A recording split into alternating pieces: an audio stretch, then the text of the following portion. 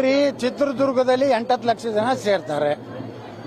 8 ವರ್ಷದಿಂದ ಡಿಜಿ ಹಚ್ಚಲಕತ್ತಾರ್ರಿ. 18 ವರ್ಷದಿಂದ ಏನು ಒಂದರ ಗಲಭೆ ಆಗ್ಯಾವ? ಎಲ್ಲರೂ ಒಂದು ಕಲ್ಲು ತೂರಾಟ ಆಗೈತೆ? ಯಾರಿಗಾದ್ರೂ ತೊಂದರೆ ಆಗೈತೆ?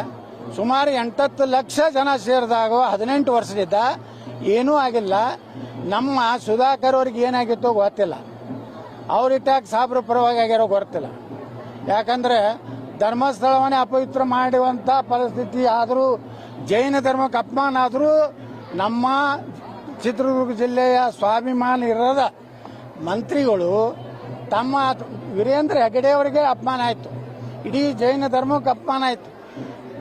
ನಮ್ಮ ಹಿಂದೂ ಧರ್ಮದ ಅತ್ಯಂತ ಪವಿತ್ರ ಕ್ಷೇತ್ರಕ್ಕೂ ಅಪಮಾನ ಆಯಿತು. ಒಬ್ಬ ಕಾಂಗ್ರೆಸ್ನವ್ ಮಾತಾಡಲಿಲ್ಲ. ಅಂದ್ರೆ ಇವ್ರು ಬರೀ ಕುರ್ಚಿ ಬೇಕಾಗಿತ್ತು, ಲೂಟಿ ಮಾಡ್ಬೇಕಾಯ್ತು ಅಷ್ಟೇ.